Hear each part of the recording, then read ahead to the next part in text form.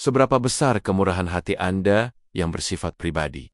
Ini adalah pertanyaan refleksi kita untuk hari ini. Spirit, make my heart open to the word of God. Make my heart open to goodness. Make my heart open to the beauty of God every day. Amen.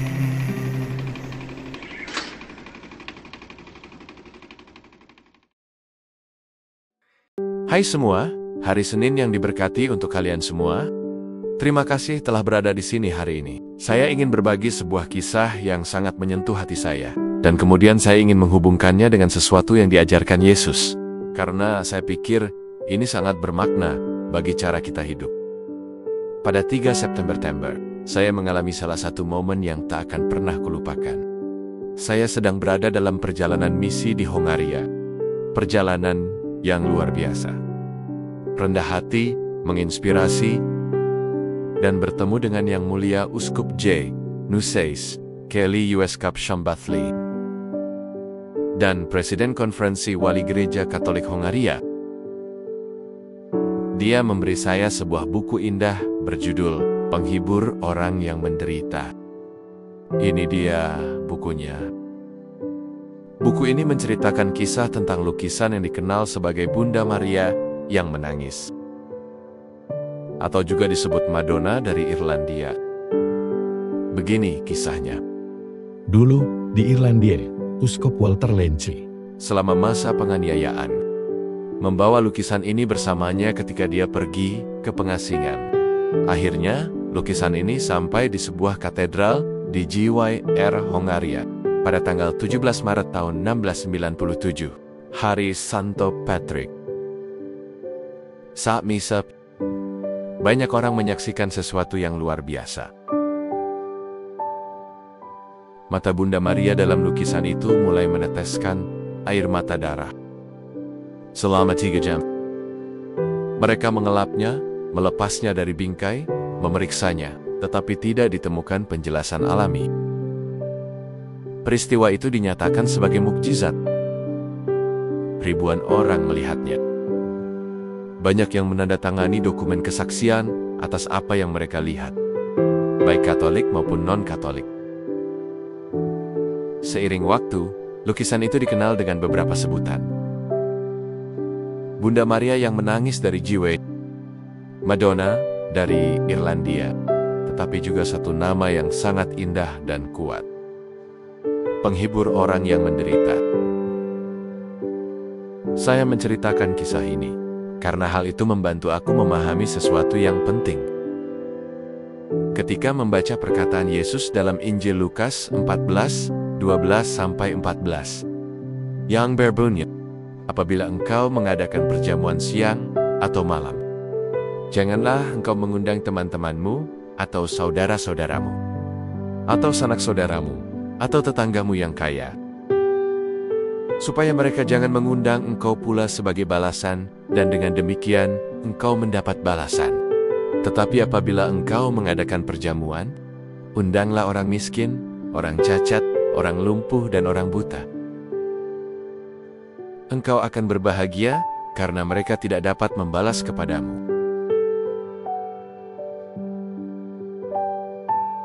Sekilas, sebagian orang mungkin berpikir, apakah Yesus melarang kita mengundang teman atau keluarga untuk makan malam? Itu bisa terdengar aneh. Tapi saya percaya, Yesus sedang berbicara tentang mengapa kita melakukan hal baik.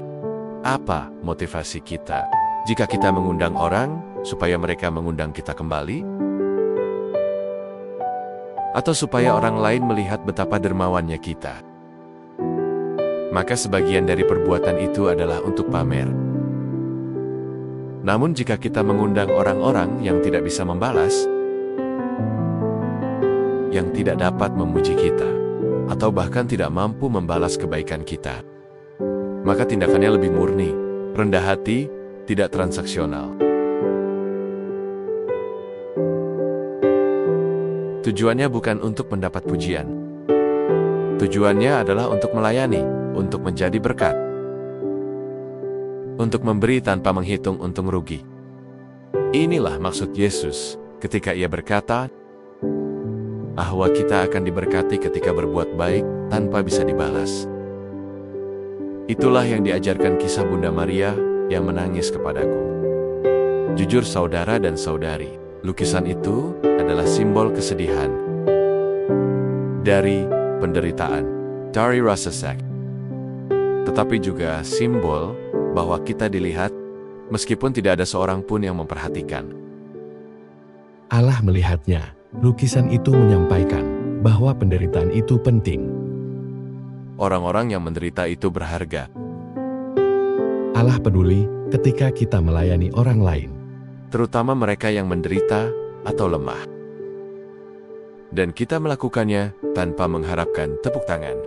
Maka kita sedang mengambil bagian dalam kasih Allah yang sejati. Maka, saudara-saudaraku yang terkasih, di waktu doamu hari ini, saya sangat mendorong Anda untuk merenungkan hal-hal berikut. Ketika Anda melakukan sesuatu yang baik, apakah dilihat atau dipuji orang lain menjadi bagian dari sukacitamu, apakah kamu tetap akan melakukannya dengan gembira? Jika tidak ada yang melihat atau berterima kasih, seberapa besar kemurahan hati Anda bersifat pribadi? Dilakukan hanya karena itu perlu dilakukan, bukan karena itu akan membangun citra Anda. Dan seberapa sering kamu ingat bahwa hanya Allah yang melihat perbuatan baikmu yang tersembunyi, dan Dialah yang akan membalasnya? Jika kamu berencana untuk mengadakan makan malam, pemberian hadiah, proyek, atau pelayanan, tanyakan pada dirimu, mengapa saya melakukan ini? Untuk siapa saya melakukannya? Cobalah untuk memberi dengan cara yang rendah hati, penuh kasih, dan tidak mencari pengakuan. Itulah saat anugerah menjadi nyata. Itulah saat pelayananmu menjadi sesuatu yang kekal, bukan sekadar sosial. Saudara dan saudariku yang terkasih, terima kasih telah membiarkanku berbagi kisah tentang Bunda Maria yang menangis, tentang Uskup Sais, Kelly, tentang perjalanan misiku ke Hongaria, dan tentang ajaran Yesus mengenai hal yang benar-benar penting. Jika kamu menyukai video ini, berilah tanda suka. Bagikan kepada seseorang yang mungkin membutuhkan pengingat ini. Dan jika kamu mau, tuliskan di kolom komentar tentang pengalamanmu melakukan sesuatu untuk orang lain, tanpa mengharapkan pujian, dan bagaimana perasaanmu saat melakukannya. Saudara-saudariku yang terkasih, mari kita tutup dengan doa. Dalam nama Bapa dan Putra dan Roh Kudus. Amin. Bapa yang penuh kasih, sumber segala kebaikan, terima kasih atas Injil hari ini. Terima kasih atas setiap hati yang Kau jamah hari ini, termasuk hatiku dan hati setiap orang yang menonton. Anugerahkanlah kami rahmat untuk memberi tanpa butuh pujian, melayani tanpa menghitung, dan mengasihi tanpa mengharapkan balasan. Semoga hidup kami mencerminkan belas kasih yang ditunjukkan oleh Bunda Maria yang menangis. Ya Allah, Engkau melihat mereka yang menderita. Engkau mendekati yang lemah, dan Engkau peduli pada mereka yang tidak bisa membalas kebaikan kami. Ajarlah kami berjalan dalam kerendahan hati, menyambut sesama dalam nama-Mu, dan menemukan upah kami hanya di dalam Engkau. Dalam nama Yesus, kami berdoa. Amin. Dalam nama Bapa, Putra, dan Roh Kudus. Amin. Semoga Tuhan memberkatimu dan keluargamu, iman Katolik kita, dan Couples for Christ.